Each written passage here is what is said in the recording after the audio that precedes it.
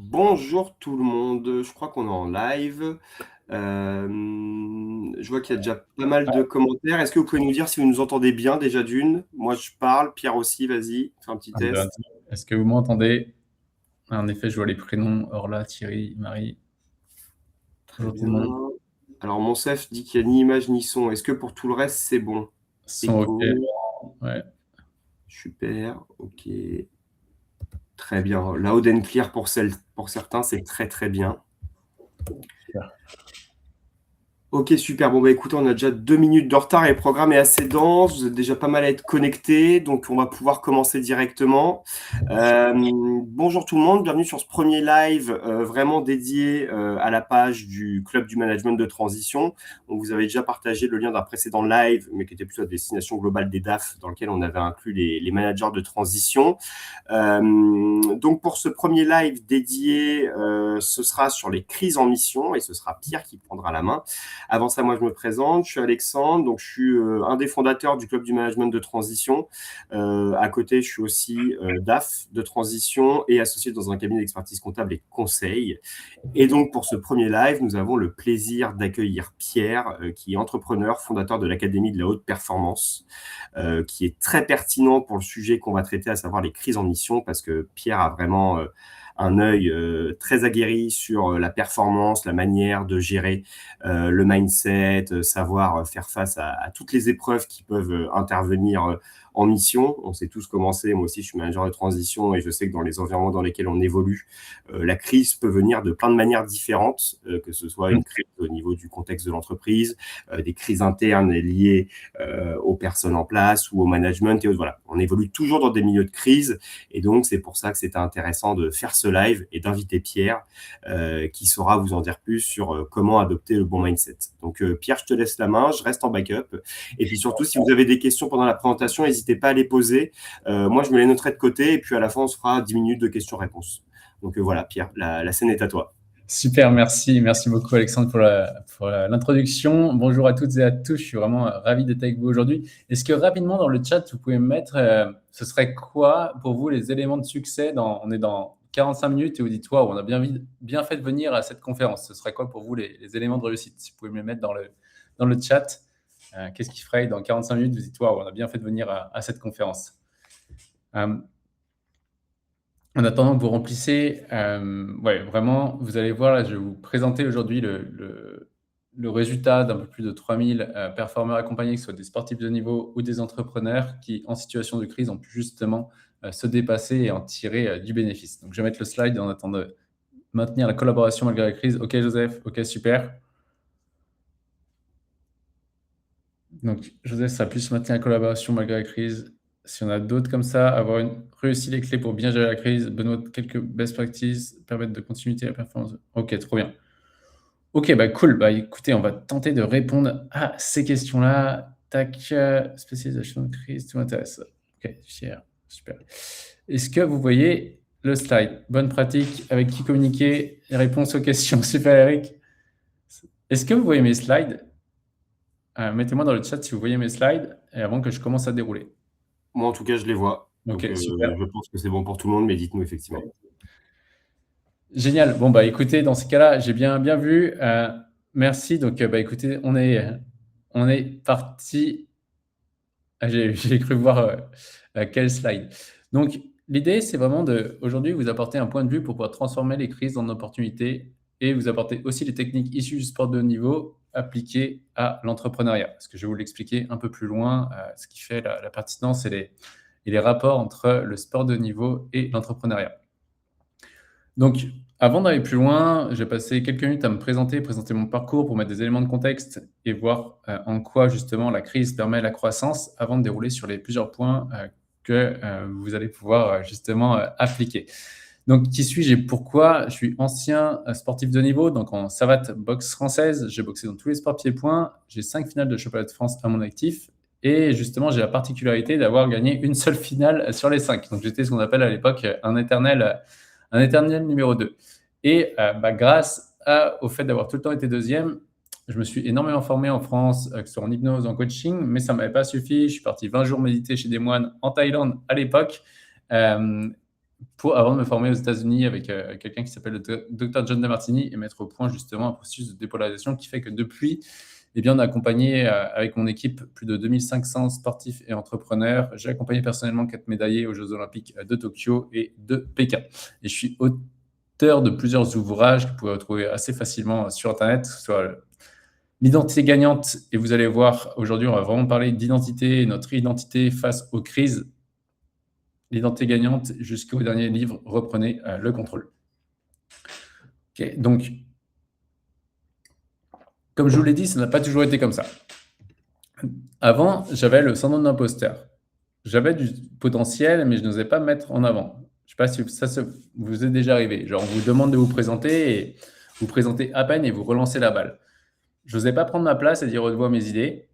Et j'étais le mec sympa, mais j'étais surtout la personne numéro 2. Donc, je ne sais pas si pour certains, ça peut parler. Et ça, comme je l'ai dit, c'était dans le sport. Donc ça, c'est ma dernière finale de championnat de France en 2015 à Pierre de Coubertin à Paris. Le stadium était plein. Et encore une fois, je perds parce que je n'ai pas tout donné. Et donc, à ce moment-là, je commence à me former justement en hypnose, en neurosciences, etc. pour résoudre mon problème. Mais les blocages, justement, et les formations en France ne m'avaient pas suffi. Et donc, justement, ce moment de crise personnelle m'a poussé à encore plus me former, partir, comme je vous l'ai dit tout à l'heure, 20 jours méditer chez des moines en Thaïlande, donc silence total, donc sans lire, sans écrire, sans parler pendant 20 jours, jusqu'à avoir une prise de conscience, continuer de me former, puisque en France, on ne répondait pas à mon besoin, jusqu'à découvrir cette personne, le Dr John Demartini, où avec lui, lors d'un séminaire, j'ai vu que là, ça m'a permis de voir les choses sous un angle différent. Et dans ma vie, alors que j'étais en période de crise, tout s'est débloqué. Et là, j'ai commencé à accompagner un sportif, puis 2, puis 3, puis 4, jusqu'à accompagner les premiers champions du monde, des gens qui stagnaient sur les marches du podium depuis des années, où nous, en peu de temps, eh bien, on les a débloqués, ils sont devenus champions du monde, médailles olympiques, etc.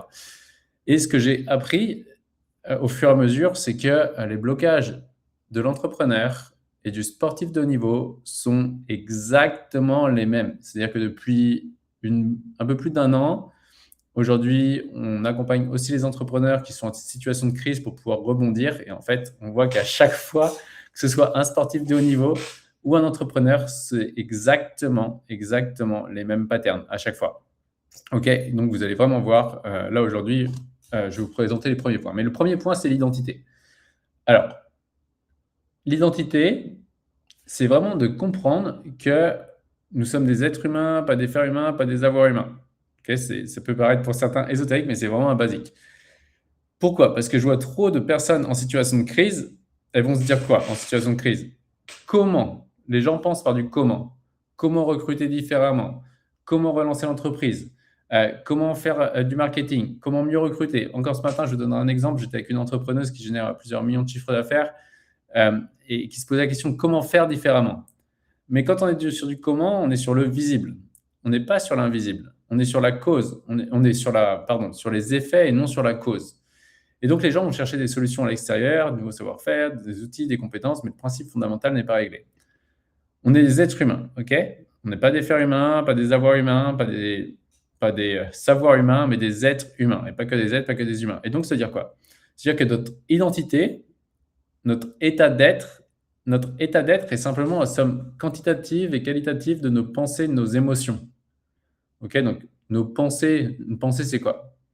Une pensée, c'est simplement une impulsion électrique, basique. Une émotion, c'est simplement de la chimie. Et donc, la somme quantitative et qualitative de nos pensées et de nos émotions vont créer un état d'être. Cet état d'être va amener le corps à faire des choses et donc à augmenter les probabilités d'obtenir un résultat. J'aime bien quelqu'un qui l'a modélisé à l'époque, c'était Robert Dills, donc la pyramide de Robert Dills ici. C'est-à-dire que si dans ma tête, je pense que je suis excellent, les croyances qui vont découler, ça va être je peux tout réussir et chaque challenge est un cadeau pour pouvoir avancer. Capacité, je vais développer. Comportement, j'aurai un comportement efficient. Environnement, eh bien, je vais me prouver que je suis en train d'avancer. En revanche, si dans mon identité, eh bien, je suis quelqu'un qui n'est pas confiant, croyance, quand il y a une difficulté, c'est difficile. Capacité, je vais pas les développer. Comportement, je vais pas faire les bons comportements. Et environnement, je vais cracher ma boîte. Par exemple, ce matin, j'étais avec une entrepreneuse qui était vraiment, elle me disait, Pierre, en octobre, la boîte est cool si on ne la récupère pas là. Et en fait, quand je lui dis, ouais, mais toi, qu'est-ce que tu sens que tu dois faire? Elle fait, moi, je sens que je devrais recruter des personnes chez les concurrents. Mais sauf que son identité, c'était je suis loyal. Et parce que je suis loyal, alors je ne peux pas recruter chez les concurrents. Et donc, parce que je suis loyal, croyance, bah, je ne peux pas recruter chez les concurrents, ça ne se fait pas. Comportement, elle ne le fait pas. Environnement, elle est en train de cracher parce qu'elle ne recrute pas les bonnes personnes qu'elle a sous les yeux. Et donc, nous, on a travaillé sur le fait de, en fait, il y a la mission d'entreprise et être perçu loyal ou pas par les concurrents, bah, ce n'est pas très grave. En fait, ce n'est pas son problème, c'est son problème à eux. Boum, pour qu'elle se débloque et qu'elle voit, OK, en fait, je sais exactement qui recruter et je vais le faire, je vais m'autoriser parce que je vois que c'est la seule solution. Et ça, on va le voir après sur le deuxième point.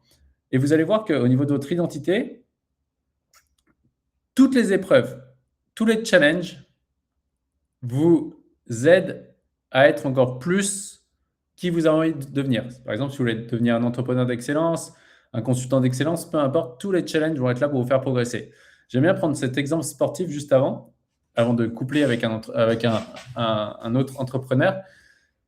J'ai l'exemple qui m'avait vraiment marqué à l'époque, en 2019, avec un athlète qui, dès qu'il mettait les bras sur son adversaire, il se disait quoi?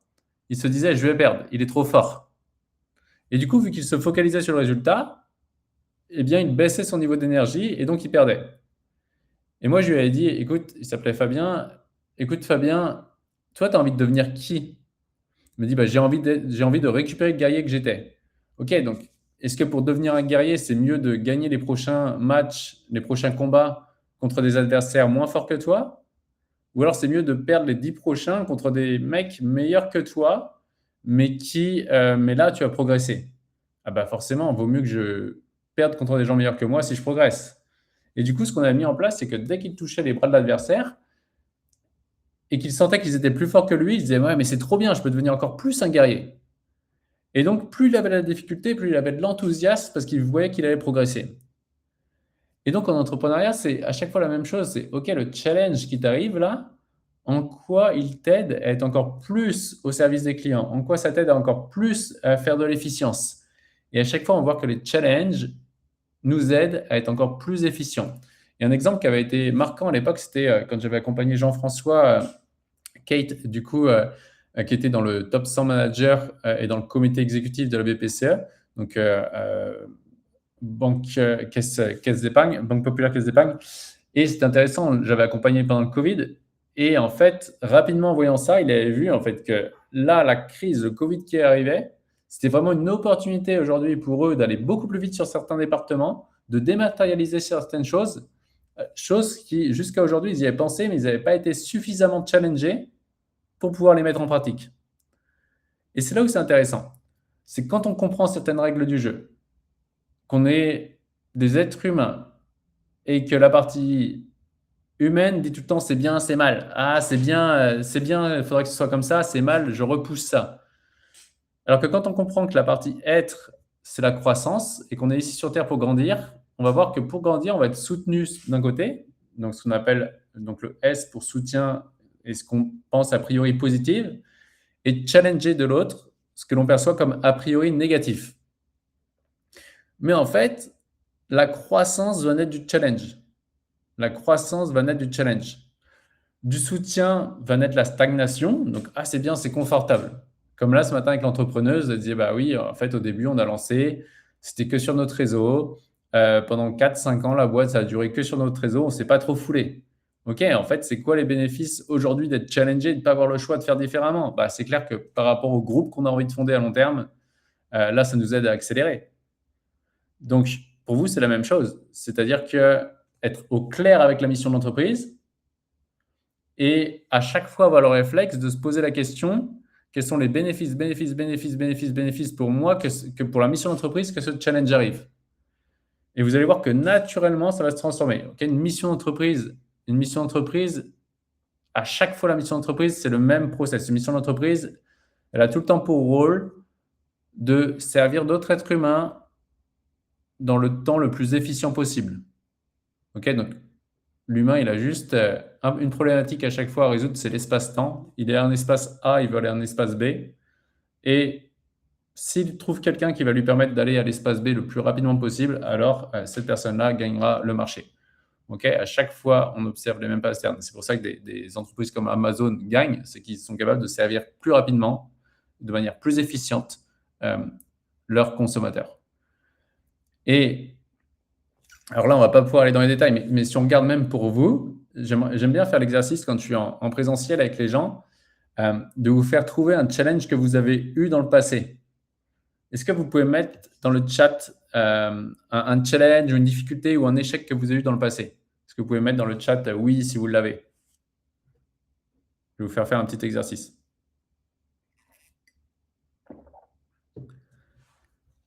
Notez-moi dans le chat si oui ou non vous pouvez vous connecter à une petite difficulté ou un échec que vous avez passé, que vous avez eu dans le passé.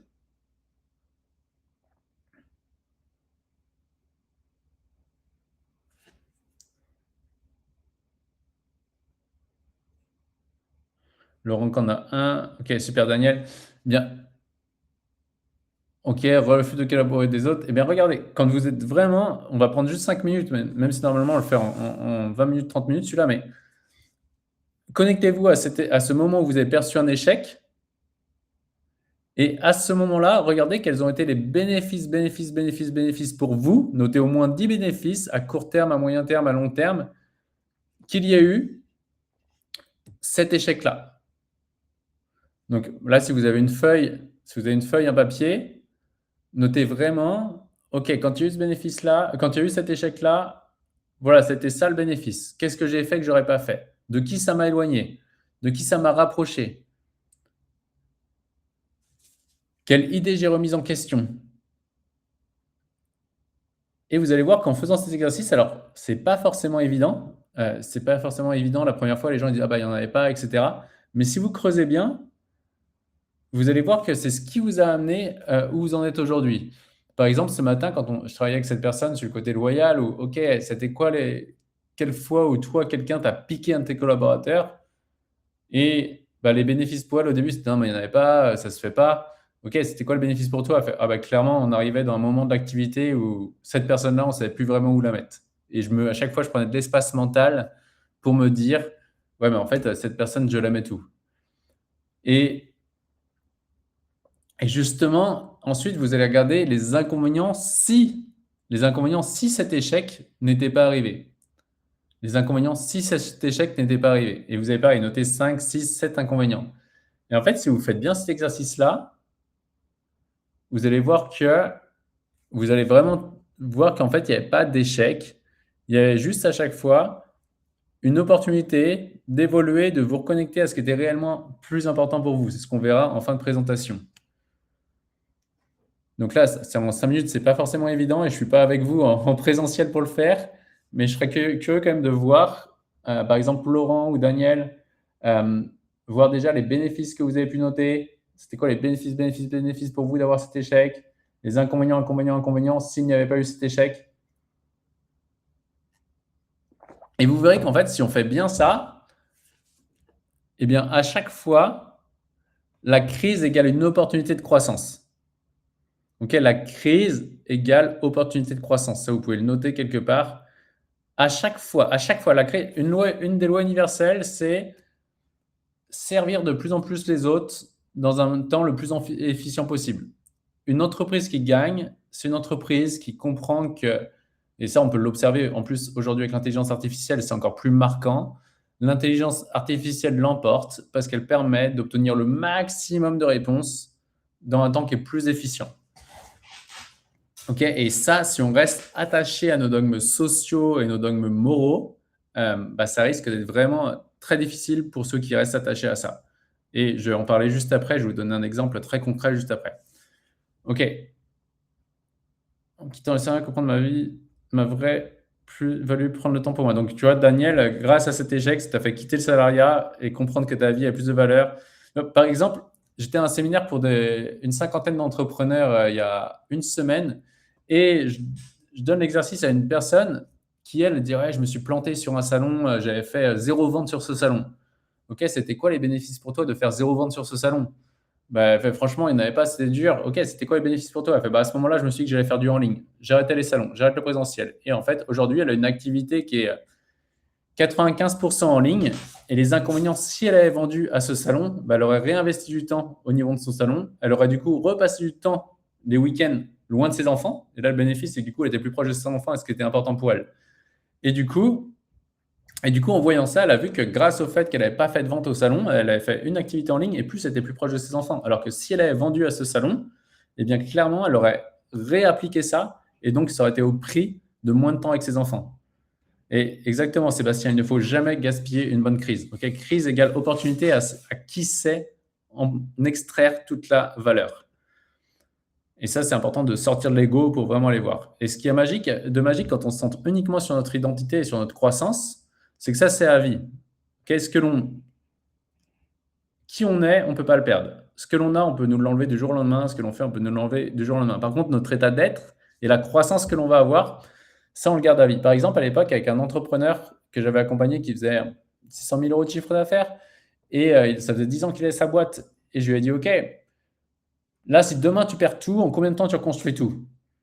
Il m'avait dit, allez, en 18 à 24 mois, je reconstruis tout ce que j'ai créé. Donc, ce qui lui avait fallu 120 mois à créer, en 18 à 24 mois, il était capable de le récupérer. Pourquoi? Parce que c'était plus la même personne. Ok, donc pour nous, c'est pareil. Il n'y a pas de limite à ça. Où ça va être l'excellence, où ça va être la tacticité, où ça va être l'apprentissage. Il n'y a pas de limite à ça. Et c'est la cause qui génère l'effet, les résultats. Quand on intervient avec un sportif de haut niveau et qu'on lui dit que gagner est une cause ou gagner est un effet, ah bah, gagner, c'est un effet. Quelle est la cause qui va générer cet effet? Ah bah, si je suis serein, si je suis confiant, si je suis un guerrier, ok, bah, on va se concentrer là-dessus. Donc, c'est impossible de perdre au jeu de qui on devient. L'échec, c'est vraiment la partie basse du cerveau. La perception d'échec, c'est la partie basse du cerveau. Et quand on sort de l'échec et de la réussite, on accède à la croissance. Tout nous arrive pour nous faire grandir. Olivier, en gros, chaque crise est un levier de performance. Si vous sortez, il faut sortir de l'ego, sortir de la peur d'échouer, de les gens, ah, mais j'ai plus avoir d'argent, pour pouvoir se recentrer, pour savoir se recentrer. OK? Donc, c'est là où ça devient intéressant. C'est qu'ensuite, on va enlever les charges émotionnelles. On est dans un monde de dualité. Il fait jour, il fait nuit, il fait chaud, il fait froid. Il y a des gens égoïstes, des gens altruistes, des gens arrogants, des gens humbles, des gens gentils, des gens méchants. OK? Donc, notre partie basse du cerveau va trier les choses en deux. Et en fait, soit on va être en évolution, soit on va être en révolution. C'est-à-dire que quand on est en évolution, on est dans l'enthousiasme, on est en train de créer, on s'en fiche des challenges, on passe nos caps. En revanche, quand on est en révolution, c'est là où ça commence à être dur. C'est là où ça commence à être difficile. C'est là où on commence à forcer. Et en plus de ça, on commence à avoir les mêmes scénarios qui se répètent. Ah bah moi, je ne comprends pas, à chaque fois, j'ai des gens égoïstes autour de moi. À chaque fois, il y a des gens, des traîtres, des gens qui vont me trahir. À chaque fois, il y a des gens qui sont malveillants. Et en fait, on est dans des scénarios qui se répètent en boucle. Par exemple, avec les athlètes, ah bah à chaque fois, je perds en finale. Ou alors, j'ai ce plafond de verre. Je ne comprends pas pourquoi j'ai tout le temps ce plafond de verre, je recrute tout le temps les mauvaises personnes. Et en fait, là, ce qui est intéressant à vous poser, c'est, j'aimerais vous poser la question, est-ce que les gens égoïstes vous agacent? Est-ce que les personnes arrogantes peuvent vous agacer? Est-ce que des gens manipulateurs peuvent vous agacer? Est-ce que des gens malveillants peuvent vous agacer? Est-ce que des gens incompétents peuvent vous agacer? Des gens malhonnêtes, des gens, comme ce matin, qui manquent de loyauté?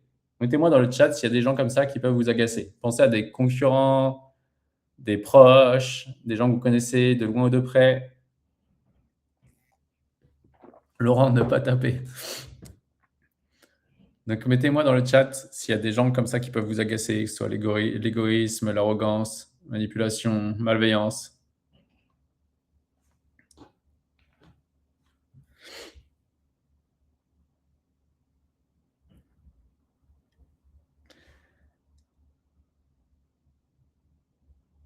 Parce que, en fait, si vous avez des traits de caractère comme ceux-là qui vous agacent, si on est tous le compte de quelqu'un, Daniel. En fait, vous êtes tous là, quand on a ça, on est tous en train de dire « je ne veux pas être comme ça ». Et donc, on va limiter la puissance de notre potentiel par le manque de certitude.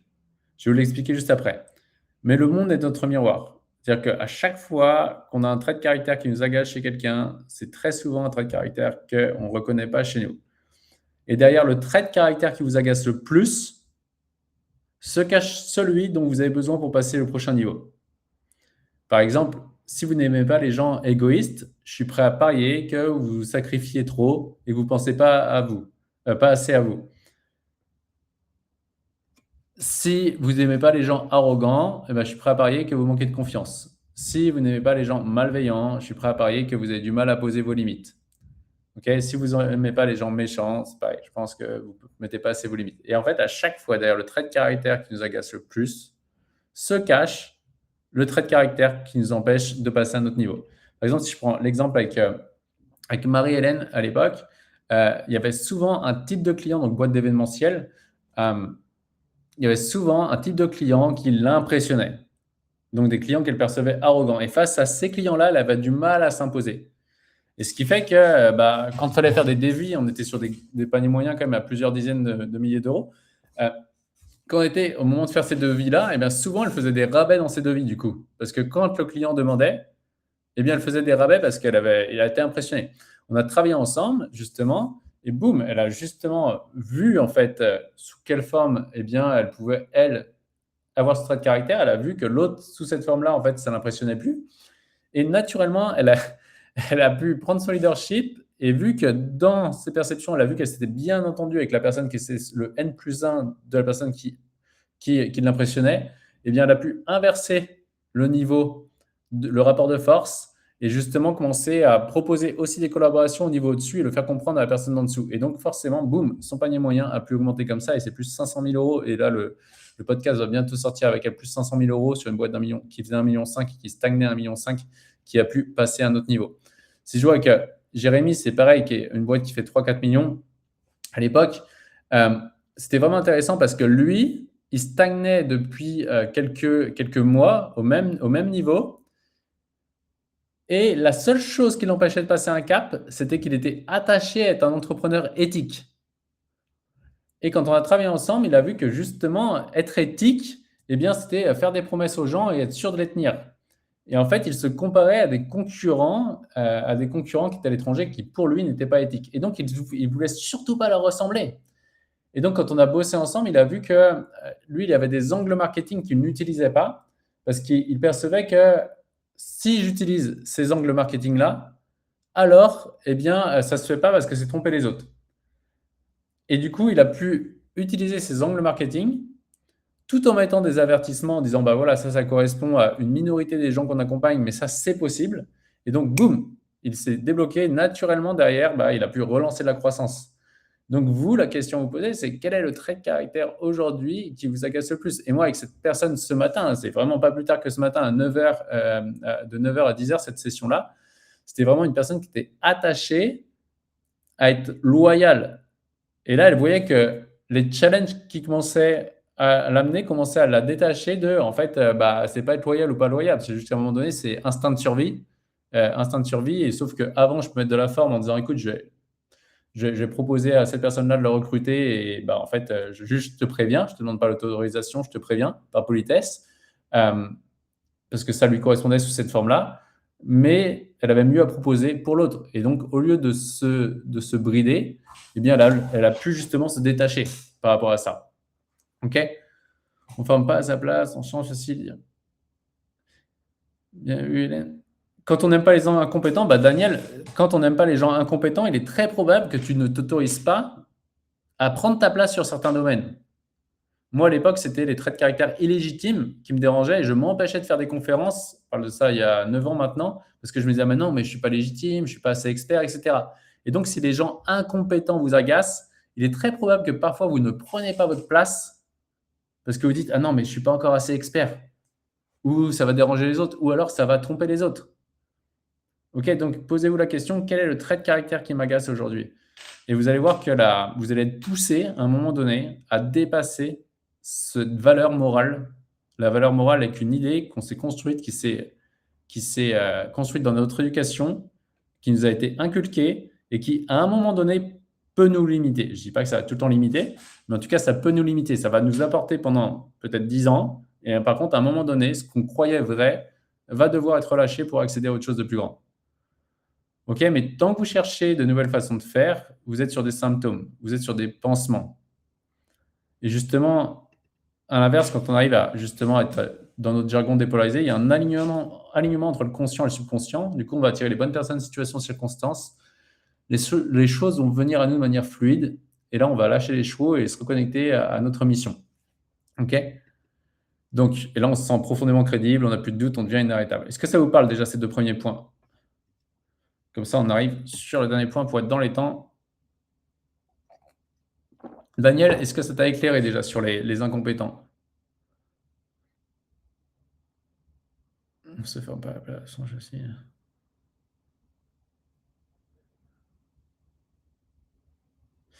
Ouais, exactement, Laurent. En fait, bah, ça tombe bien, Laurent, on va juste découler juste après, là, par rapport à ça. Ok, donc interrogez-vous vraiment sur quel est le trait de caractère qui vous agace aujourd'hui. Et là, comprendre le SPI. Le SPI pour système de priorité intrinsèque. S'il vous plaît, notez cette phrase, notez ce mot quelque part. Système de priorité intrinsèque. Et j'aime bien cette photo qui est attribuée à Einstein qui dit, si vous demandez à un poisson rouge de monter un arbre, il croira toute sa vie qu'il est stupide. Ça veut dire quoi? Ça veut dire que chaque être humain a un système de priorité intrinsèque. Chaque être humain a son système de priorité intrinsèque qui est unique. Nous, à l'Académie d'Haute Performance, on a discerné la motivation et l'inspiration. Quand on est en dehors de son système de priorité intrinsèque, eh bien, on va chercher de la motivation. Motivation, c'est un motif pour se mettre en mouvement. Allez, il faut que je fasse ça. Je dois faire ça. Quand je fais ça, si je fais ça, j'aurai réussi. Si je ne le fais pas, j'aurai un échec. Et du coup, on va être tout le temps carotte, bâton. Et du coup, la motivation, chercher de la motivation, eh bien, c'est un symptôme qui nous indique qu'on est déconnecté de notre système de priorité intrinsèque. Lorsque on se dépollue de tout ce que j'ai énuméré tout à l'heure et qu'on s'enlève la peur d'échouer, on se reconnecte à l'inspiration. Inspiration, c'est in spirit, c'est le souffle étant dedans. Et donc là, on fait les choses naturellement. On a de l'enthousiasme, de l'envie de créer, de l'envie de se dépasser. On est naturellement compétitif, naturellement on voit à long terme. Plus on se désaligne de notre système de priorité intrinsèque, plus on est sur du court terme. Plus on se désaligne de notre système de priorité intrinsèque, plus on a peur d'échouer, notre niveau d'angoisse, d'anxiété augmente. À l'inverse, lorsqu'on se connecte à son système de priorité intrinsèque, on n'a plus la peur d'échouer, on voit à long terme et on sait que si un challenger, on va le dépasser. Notre niveau de certitude et de confiance en soi augmente. Un être humain qui est 100% dans son système de priorité intrinsèque n'a pas peur. On peut avoir l'appréhension pour se dépasser, parce que la zone de performance est entre la zone de certitude et d'incertitude au même degré. Mais en tout cas, on n'a plus peur. On y va. Okay, on est vraiment inspiré, on a trop l'enthousiasme, etc., etc. Donc, enthousiasme, antheos, Dieu étant dedans, c'est vraiment la grinta. Et nous, ce qu'on veut, c'est vraiment que les entrepreneurs qui sont accompagnés récupèrent la grinta. Parce qu'un entrepreneur qui se déconnecte de son système de priorité intrinsèque est un entrepreneur qui va perdre du plaisir, et c'est un entrepreneur qui va commencer à avoir du rejet inconsciemment envers son entreprise et donc qui petit à petit va la laisser plafonner, voire cracher dans les cas les plus extrêmes. Donc là, on n'a pas vraiment le temps d'être plus loin, mais souvent je fais faire un tableau comme ça. Vous pouvez le recopier ou faire un screenshot ou le prendre en photo. Mais très souvent, je fais un exercice comme ça avec le système de priorité intrinsèque quelque part. Donc là, on va hiérarchiser qu'est-ce qui est intrinsèquement important pour moi. Et on va le hiérarchiser entre 1, c'est ma santé. 2, c'est ma famille. 3, c'est le travail. 4, les finances. 5, le voyage. 6, les loisirs. 7, le sport, etc., etc. On va hiérarchiser ça. Et de l'autre côté, on va mettre le temps passé. Où est-ce que je passe mon temps aujourd'hui? Et ce qui était intéressant, c'est qu'il y a un de mes séminaires, une fois, il y a une personne qui ne comprenait pas parce qu'elle n'arrivait pas à perfer en trading. Là, elle avait acheté des formations pour trader, etc. Et en fait, quand elle a rempli ce tableau-là, elle a vu que dans le système de priorité intrinsèque, le trading n'existait pas. Le trading n'était pas dans son système de priorité intrinsèque. Et donc, c'est normal. Et donc, à ce moment-là, c'était tout à fait normal. À ce moment-là, c'était tout à fait normal de ne pas obtenir les résultats parce qu'elle courait après un objectif qui n'était pas intrinsèquement important pour elle. Et du coup, elle avait juste fantasmé que si je fais du trading, je vais pouvoir travailler d'où je veux, quand je veux et pouvoir voyager. Mais ça, non, c'était juste un fantasme. Et donc, pour vous, c'est la même chose. C'est quel est mon système de priorité intrinsèque? Et vous allez voir qu'à chaque fois, le temps passé, c'est des peurs qui vont vous empêcher d'être assez aligné. Mais justement, lorsque vous êtes connecté à votre système de priorité intrinsèque, il n'y a plus besoin de forcer. On ne se compare plus, on n'a plus le discours négatif. Ah, je suis trop nul, je suis passé ceci, je suis passé cela. On embrasse soutien, challenge au même degré. Vous savez, plus vous allez vous dire, repérez bien, quand vous dites il faut que je fasse ça, je dois faire ça, en boucle, avec une notion de force et de ramer à contre-courant. Je ne sais pas si vous avez déjà eu ça, la sensation de ramer à contre-courant. Vous faites énormément d'efforts pour un tout petit peu de résultat.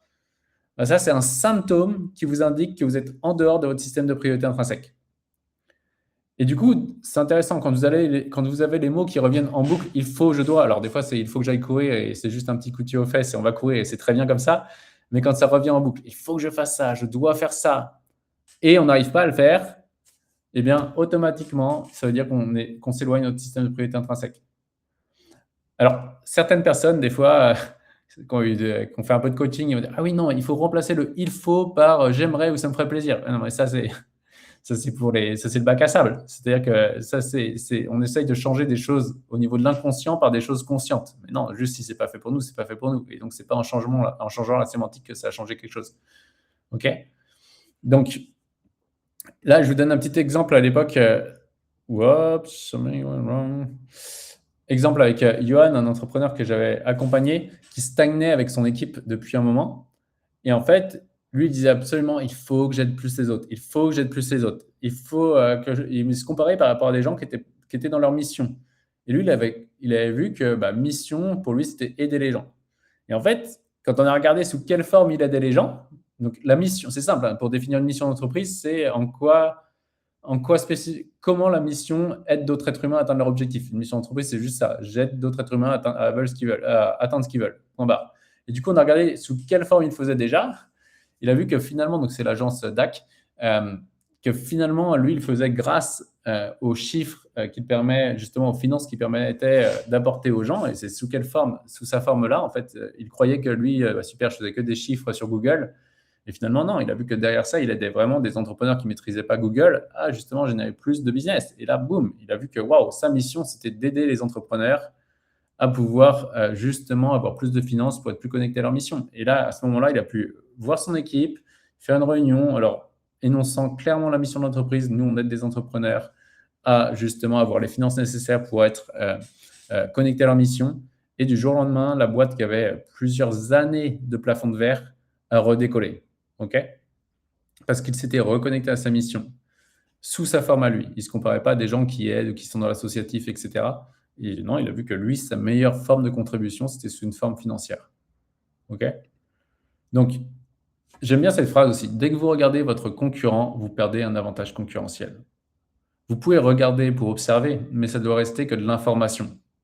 Si vous regardez en mode, je me compare en mode, ah, je suis mieux ou je suis moins bien, et bien du coup, vous allez soit ralentir, soit justement vous comparer et vous dire, ah non, mais en fait, c'est trop loin.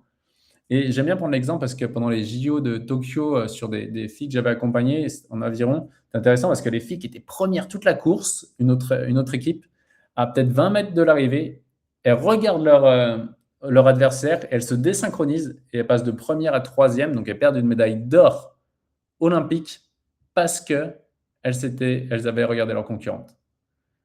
Et ça, les athlètes qu'on accompagne le pensent, c'est ancre cette phrase, c'est dès que vous regardez un concurrent, vous perdez votre avantage concurrentiel.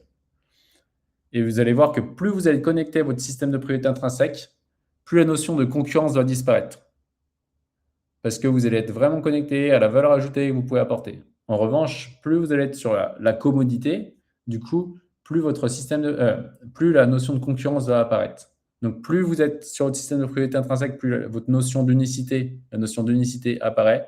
Plus à l'inverse, on se déconnecte de notre système de priorité intrinsèque, plus la notion de multitude et d'être comme les autres apparaît. OK? Donc, vous êtes unique avec une mission qui est unique et les entreprises que vous accompagnez ont également une mission qui est vraiment unique. Et comme j'aime le dire, l'important n'est pas ce que vous faites, mais qui vous êtes en train de devenir. Tac. On vous a laissé un cadeau de 7 jours pour gagner confiance si vous voulez le flasher ici. Et du coup, Alexandre, ça va être bon pour moi. Est-ce que ça vous a parlé? Et on va être bon pour la prise question-réponse s'il y a besoin. Ouais, bah écoute, top. Merci beaucoup, Pierre, en tout cas. Effectivement, n'hésitez pas à scanner le QR code si vous voulez. Voilà, c'est quelque chose qu'on vous présente. C'est un petit programme de 7 jours qui a été établi par Pierre. Moi, je pense que c'était un excellent webinaire. Je te remercie, Pierre, parce que je suis totalement sorti de mon rôle d'organisateur et j'ai bu tes paroles, en fait. Donc, je Ah pense que bah, c'est quelque chose qui était attendu et ça a fonctionné. Du coup, je n'ai pas noté les questions pour la Q&A. Je suis désolé, j'étais trop investi dans la presse. Donc, si vous avez des questions, n'hésitez pas. C'est le moment de la Q&A. J'ai quand même noté 2-3 points qui sont un peu remontés au global, qui seraient globalement les deux principales problématiques que les spectateurs ont pu rencontrer de ce que j'ai noté. Ça va être quand on intervient en mission et qu'il peut y avoir potentiellement un refus de collaborer de la part des personnes qui nous entourent. Comment est-ce qu'on peut aborder ça? Alors, c'est des points très spécifiques. Ou pareil, quand on se retrouve, c'est principalement Daniel, j'ai eu l'impression qu'il a remonté ça, quand on se retrouve face à des personnes qu'on peut juger, alors, je vais pas utiliser le terme d'incompétent, mais pas à leur place, en tout cas. Voilà, c'est un peu les choses qui sont remontées. Donc toi, Pierre, comment est-ce que tu aborderais principalement ces deux points qui seraient globalement arriver à faire en sorte que les autres s'ouvrent? Je le résumerai comme ça. Et le deuxième, quand on a face à nous des personnes qui sont pas spécialement à leur place, que ce soit dirigeants ou autres d'ailleurs, comment est-ce que toi, tu pourrais aborder ce sujet, tu penses? Sachant que tu as ton micro qui est coupé, Pierre.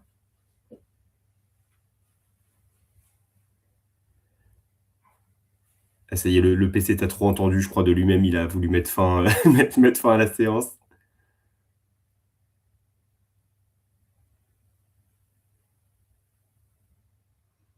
Ouais, on rencontre un problème technique. Alors, du coup, nouvelle problématique. Pierre, comment rencontrer une crise quand on n'arrive plus à allumer le micro en plein webinar? Ce sera pour le prochain exercice. Voilà, en tout cas, n'hésitez pas, vous, à poser vos questions de votre côté, le temps que Pierre résolve peut-être son souci. Vous l'entendez?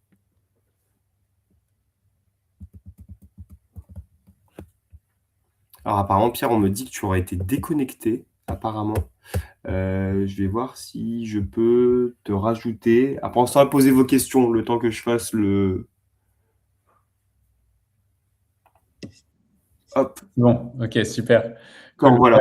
En Hop. effet, 1, 2, 1, 2, tu m'entends? Ouais, c'est top, c'est Ouais. top. Ok, c'est Super, ok. merci. En effet, j'ai eu un petit bug technique, ce qui fait que Pas de je me souci. suis déconnecté Alors, t'as déjà entendu mes questions ou pas? par erreur. Ouais, du coup, par contre, j'ai bien entendu les questions et c'est ce que quand tu lisais sur mes lèvres, c'était ce que je disais, la question est vaste.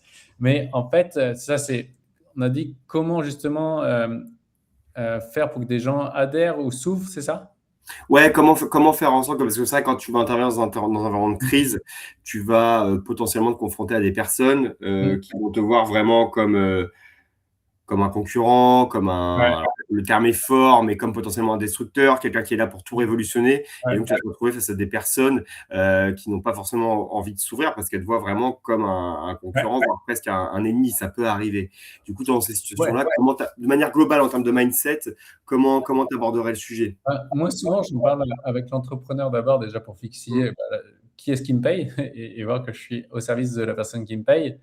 Et après, en fait, c'est vraiment difficile à répondre comme question. Mais en gros, moi, je suis assez confrontant. Confrontant, pas de manière méchante, tu vois, mais assez confrontant et dire les choses comme elles sont et essayer de responsabiliser les gens. Et en mode, vraiment, en fait, les gars, qu'est-ce qui va se passer si ça continue comme ça? Ou quelle est la meilleure posture à adopter? Ça m'est arrivé une fois avec un gars qui était en mode débat, etc. Et du coup, j'ai dû revenir à juste, en fait, j'aimerais juste qu'on reclarifie l'intention. Quelle est ton intention? Est-ce que ton intention, là, c'est de me prouver que tu as raison et auquel cas, j'abandonne et je te dis, OK, tu as raison et c'est très bien? Ou est-ce que ton intention, c'est qu'on trouve une solution ensemble pour qu'on puisse progresser et faire avancer la boîte et toi-même? Et là, boum, du coup, la personne, ça la confronte, en fait. Mmh. Et elle est verbalisée. Et du coup, OK, mon intention, c'est de faire évoluer. OK, bon, à partir de là, dans ces cas-là, je te demandais pendant 2 heures, 1 heure, 2 heures, une journée, peu importe, que tu crois ce que je dis ou qu'on travaille ensemble. Et après, si tu veux, tu remettras en cause ce que je suis en train de faire. Mais là, dans ce cadre, j'aimerais que tu suives. Moi, je confronte quand même. Je pose des questions aux gens, genre, de quoi tu as envie? Là, quand tu es en train de me dire ça et que tu vois que tu n'es pas là, est-ce que tu as envie que ça fonctionne, quoi? Mmh. Voilà, j'ai beau à dire et jusqu'à avoir un changement de posture et les mettre en mode proactif et responsable. Et il y a ça. Et tu m'as dit la deuxième question, c'était? La deuxième question, c'était quand tu fais face à des personnes qui, pour le dire poliment, ne sont pas spécialement à leur place, tu vois, ça peut arriver notamment dans les Ouais, fonctions, ça arrive à tous les fonctions dirigeantes, effectivement, il y a des gens qui sont un peu catapultés là et qui vont aussi ne pas trop comprendre. Par exemple, dans le domaine de la finance, on a souvent ça. Moi, c'est vrai que mmh, je fais sur une mission de DAF ouais, et souvent, je peux te rencontrer face à des dirigeants qui sont excellents dans leur domaine, principalement des ouais, commerciaux, mais qui, ouais, dès que ça parle un peu de notion finance, vont être très vite limités. Et du mmh, coup, qui vont voir totalement, enfin déjà vont voir ce qu'ils veulent voir plutôt que de voir les ouais, chiffres qu'ils leur présentent. Et du coup, dans ce cadre-là, comment est-ce que, pareil, tu arriveras à gérer cette situation qui peut être inconfortable, où en fait, toi, tu as un ouais, interlocuteur qui en fait parle pas le même langage que toi. C'est comme si vraiment tu parlais deux langages ouais. différents. En fait, là, du coup, alors là, c'est pareil, c'est un petit exercice qui sont pas évidents, mais c'est arrivé à vraiment cadrer l'entretien avant. Tu vois, par exemple, moi, quand j'accompagne quelqu'un, des fois, sur certains sujets, je mets ce que j'appelle des fusibles. Mm. C'est-à-dire que voilà, on va voir ça aujourd'hui, voici comment va se passer, voici les étapes, mais à un moment donné, vu que tu connais ton client et tu sais qu'il est déconnecté, à un moment donné, tu vas peut-être pas voir en quoi ça te parle. À un moment donné, tu vas peut-être pas voir le raccrocher de chemin, et du coup, ça se peut que tu as envie de décrocher, que tu as envie de te dire, OK, stop, j'arrête, je laisse Mm. parler, etc. Et là, je te demanderais d'être vigilant à ça, de me le dire pour qu'on puisse avancer ensemble. Et ensuite, de trouver justement le système de priorité intrinsèque aux gens, des gens, de leur dire, OK, quelle est ta priorité? Et de leur faire comprendre que, parce que le système, l'être humain, il est vraiment tout simple, hein. Enfin, l'être humain, sur cette partie-là, est vraiment simple. C'est que l'être humain tu vas capter l'attention quand il va voir que son système de priorité intrinsèque est nourri, quand il voit un intérêt, et tu vas pas capter l'attention quand toi, tu vas parler ton langage, et lui, le cerveau fait pas le raccord entre ses priorités. Donc, c'est vraiment aussi arriver à leur faire comprendre dans leurs priorités à eux et pas dans les nôtres. Tu vois, c'est ça le piège, c'est que quand on essaye de convaincre quelqu'un, on le convainc par rapport à nos prismes. Et du coup, c'est arriver à convaincre par rapport à ses prismes de en quoi c'est en train de. Enfin, tu vois, le fait qu'on fasse ça ensemble, bah, ça va t'aider à atteindre ça comme objectif. Donc, c'est vraiment leur faire comprendre, OK, quel est votre objectif? Moi, ça m'arrive de demander à certaines personnes, c'est quoi ta priorité absolue aujourd'hui dans ta vie? Et tu vois, une personne peut te dire, une fois, ça m'est arrivé par exemple avec une grosse boîte que j'intervenais, ils venaient d'avoir une fusion-acquisition et j'avais 80 top commerciaux, enfin, de la région Rhône-Alpes. Et en fait, les gars, ils venaient d'avoir la fusion et en fait, les nouveaux actionnaires avaient mis un objectif impossible à atteindre. Ils disaient c'est impossible à atteindre. Et en fait, tout le monde galérait et tout. Et du coup, j'aurais fait noter, j'aurais demandé, OK, c'est quoi vos priorités? En fait, pour la majorité des gens, au-delà de la performance, c'était leur famille qui était Mm. importante. Et je leur dis, OK, c'est quoi les bénéfices pour vous d'avoir un objectif inatteignable par rapport à votre famille? Et en fait, ils ont vu que, ah bah waouh, le fait qu'on a un bénéfice qui est inatteignable et qu'ils ne voyaient pas le sens, à la fin, ils se sont dit, en fait, le fait qu'on a un bénéfice qui est inatteignable, ça prouve que la boîte a eu de la croissance et donc on n'a pas de souci à faire pour notre emploi. Mm. Et ils ont percuté comme ça.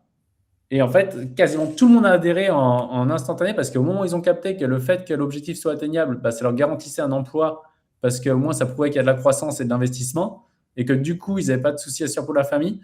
Mais il n'y avait plus de débat à propos de l'objectif inatteignable. Ils s'en foutaient totalement. Ils ont dit, ouais, bah, c'est comme ça, c'est tant mieux.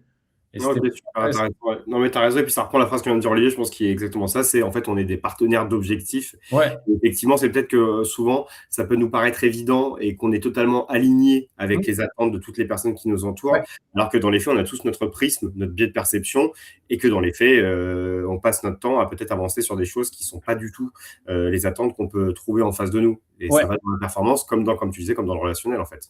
Ouais, exactement. Et ça, c'est vraiment important quand on intervient. Enfin, moi, pour moi, d'avoir appris le système de priorité intrinsèque, pour moi, c'est le truc qui a changé vraiment ma relation aux autres. Même moi, en tant qu'entrepreneur, hein, parce qu'aujourd'hui, je travaille avec une quinzaine de personnes, même un peu plus, qui gravitent dans la boîte. Ça permet vraiment de, OK, c'est quoi les priorités de l'autre, c'est quoi les miennes, comment est-ce qu'on les fait matcher? Parce que sinon, on va parler, c'est comme si tu es sur deux canaux totalement différents et les gens ne s'entendent pas, en fait. Bien sûr. Non, mais ok, très intéressant. Ouais, Euh, c'est ça, vraiment, là-dessus.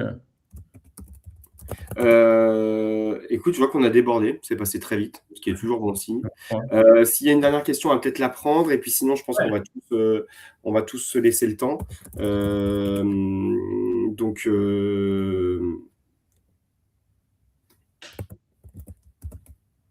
ok, non, bah écoutez, s'il y a pas d'autres questions, je propose qu'on se libère tous. Merci à tous de vous être connectés, vous avez été super nombreux et aussi beaucoup d'inscrits, donc c'est top et ça montre que pour le club aussi, on va sans doute réitérer l'expérience parce que c'était vraiment vraiment intéressant.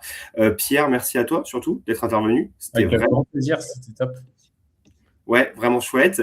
Et puis, je vous souhaite à tous une excellente journée. Et puis, on se dit à très vite. Et puis, restez connectés sur la page du club pour nos prochains événements. Allez, bonne journée à tous. Bonne journée, Pierre. Bonne journée, salut. Allez.